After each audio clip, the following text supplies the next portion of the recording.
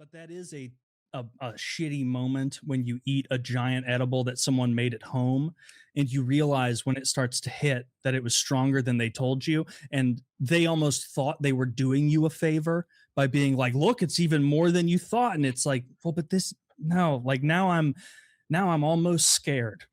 Like now I'm imagining all the most horrible possibilities in life and things that could happen. I don't understand the homemade edible target. Like it, you're telling me I'm meant to have a 16th of a brownie? Homeboy doesn't eat brownies by the 16ths over here. Fuck you with that. All right. You make an entire brownie the proper dose. That's like my dream. Wait, go ahead. What was that? I said that's what got me stoned for 26 hours once.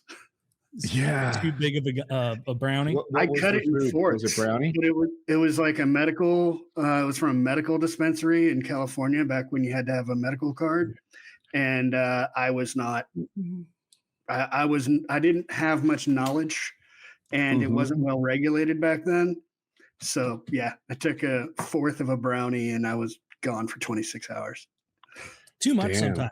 Yeah, like I agree with Woody that my goal, Woody, would be the same as yours, where I want every giant delicious cookie to have 2 milligrams of marijuana in it. And so I just make a plate where it's like I need to hit my dose just to keep fucking munching away. That would be fantastic. Yeah, they make it too strong now. Weed is too strong. Like I've used enough weed that like it is too strong. You could just smoke less. Too weak, Kyle. You're out of your mind. It's too strong. The edibles, like unless you've got a medical card, they're capped at like 10 milligrams a piece or something like that. And if you've got any kind of a tolerance, like if you eat edibles 3 times a month or something like that, then you're gonna slowly get up to 50, 60 milligrams that you want to take to like. You're off target, Kyle. If I eat 30, even see them in 10s. I see them sold in 25s. That's up CBD, to 100. Or not? It's Delta 8 stuff. Like if you go to like Colorado, I think they're broken down into either 5s or 10s, like legally. Yeah. Okay. It might. I'm sorry. It sounds like the Farm Bill stuff can be dosed like wacky because it's the Wild West and you can do whatever you want. You're right. So all the dispensaries here have the standard 10, or you can go lower to 5, and they even have like 2 milligram mints. And so they'll do like full cookies, like a big chocolate chip cookie or a full Rice Krispie treat, and it's only 10 milligrams. And if you need 75 milligrams to get good and high before you go get in the hot tub or go fucking for a long drive or whatever you're about to do, then it's like, that's so much to eat. Like I can remember being in Colorado and just being like, they're not even good. They're not even fucking good. Is there a Delta 8 to real pot exchange ratio, like currency, where or like if I'm like, usually a 25 gets me where I want to go, do I need a 2, a 10? 10. Probably a 10. Yeah, but 25 10 is about as low as you go. 10, even for a new person, is gonna like not be overpowering, especially for a grown man. You're gonna feel stoned, you're gonna feel weird. You shouldn't drive, but you're not gonna get scared on 10 the first time. Yeah, you might. That's the thing with pot. People don't seem to look at how big you are very much. With alcohol, everyone does. They see a guy who weighs 270 and they know that that's different than a girl who weighs 117, right? Everyone just acknowledges that. In pot, they don't seem to do that much. Yeah, I think it's partially because it's such a crapshoot with the dosing anyway. Like I know they lab test stuff that's medical, and I suppose they get the dosage right, but I just don't believe that it's always going to be 100% consistent. I don't know if there's a way to test that in an edible like accurately, even the same way that you could test, say, the consistency and the potency of like what I'm smoking here, like this goo in here. You could take a sample of it's all homogeneous, but with a brownie, who's to say if there's a little more oil in this part of the brownie than that part of the brownie, or if this bit of oil was more potent, or if this got too hot over here and the cannabinoids got all like vaporized out because it was near the back of the oven, and this one's going to be, you know what I mean? There's a lot of variables. I've had thoughts like some nights a 25 like hits hard and other nights it doesn't. And I'm like, is it something I did? Maybe I was better fed one night, or is it a concoction that wasn't well stirred? I bet that's what it is. Yeah. Like sometimes you're getting a bit of a hot shot and you're like, ooh, oh boy. And then other times not quite as much. At least the ones I get from the legal dispensary here in Missouri, they're all the 10s are consistent, at least. So like if I take a 10, I know exactly what to expect. If I take 2 10s, 3 10s, whatever. And that's about where I cap out. Like 30 milligrams, I'm very, very high because I've kind of gone down over the years because it's just getting scared level high like Kyle likes to do. That just does not appeal to me anymore. I don't like to get scared. I like to get to the point where a normal man would be scared.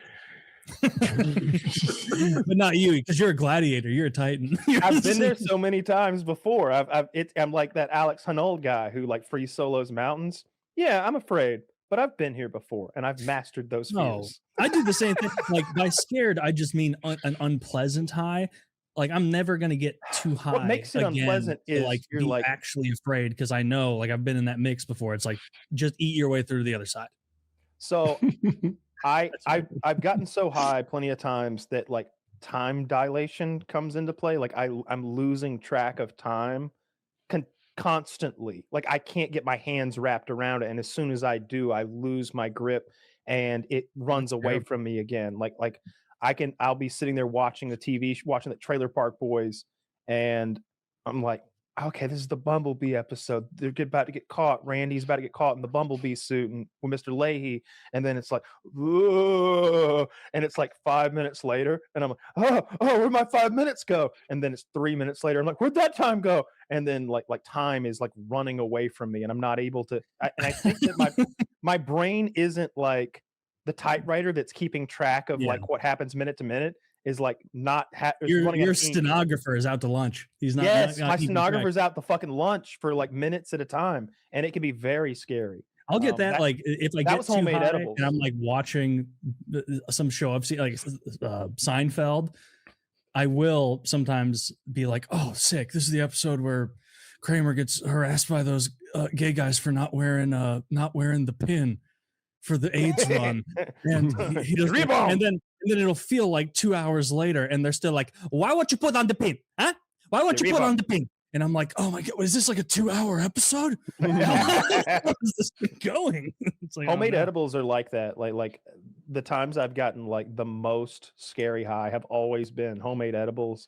That I just had no concept of how powerful exactly they were going to be. That time on the show when I ate that gigantic amount of brownies and I did the math, it was 1,000 milligrams. I don't remember much of that. I remember vibrating. I remember feeling like I was like, you ever like get off your motorcycle, Woody, and you still feel like you're like vibrating, that tingling. It was like I assume that's nerve damage. Maybe, or it's a little bit like after your foot falls asleep and it comes back and it's like tingling and pins and needles, but everywhere. And it just felt like I was in a pins and needles suit. That was awful. That's terrible. The ideal level of high is when you get in bed and the covers are softer and you're like, oh, and you move your legs under the covers and it feels so nice. That's the level, and that's only like a 3 out of 10. That's the ideal. That's where you want to hit. I want to be impressed by unimpressive things.